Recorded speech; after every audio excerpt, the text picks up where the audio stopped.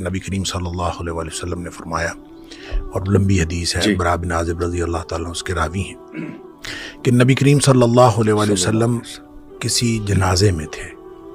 اور قبر کی تیاری میں بھی دیر تھی، تو جیسے سب انتظار میں بیٹھ جاتے ہیں، تو نبی پاک صلی اللہ علیہ وسلم نیچے بیٹھ گئے، آپ کے ہاتھ میں ایک چھڑی تھی، اور آپ زمین میں جیسے آدمی کچھ سوچ رہا ہوتا ہے تو ساتھ ساتھ ایسے تو پھر آپ نے اس موقع پر ایک بات ارشاد فرمائی، پھر آپ نے دونوں کیفیتوں کو الگ الگ بتایا۔ آپ نے فرمایا جب مومن کی روح نکلتی ہے تو فرشتے آتے ہیں، ملک الموت جنت سے کفن لے کے آتے ہیں، اور وہ جیسے میں نے پہلے بھی عرض کیا کہ وہ آ کے فرشتے سارے اپنی اپنی ڈیوٹیاں لگ جاتی ہیں، اور پھر وہ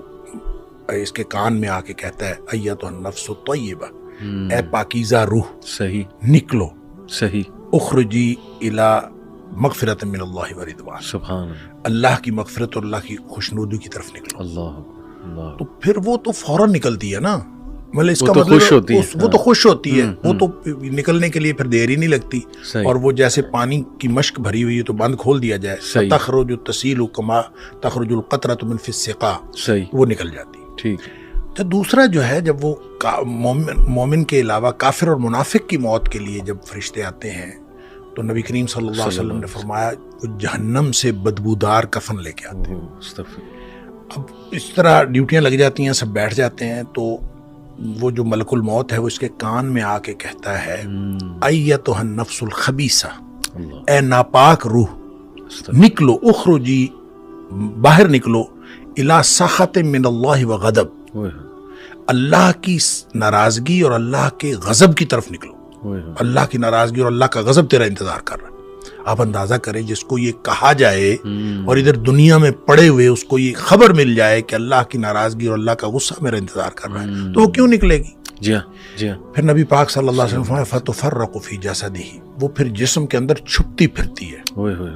کبھی ادھر جاتی کبھی ادھر۔ اس کا مطلب ہے ایک اینٹیٹی ہے نا، بالکل روح ایک چیز ہے، اس کی بھی ایک پوری سمجھ ہے، ہاں جی، وہ بھاگتی پھرتی ہے، فتفرق فی جسدہ، جسم کے اندر بھاگتی پھرتی ہے، باہر نہیں نکلتی۔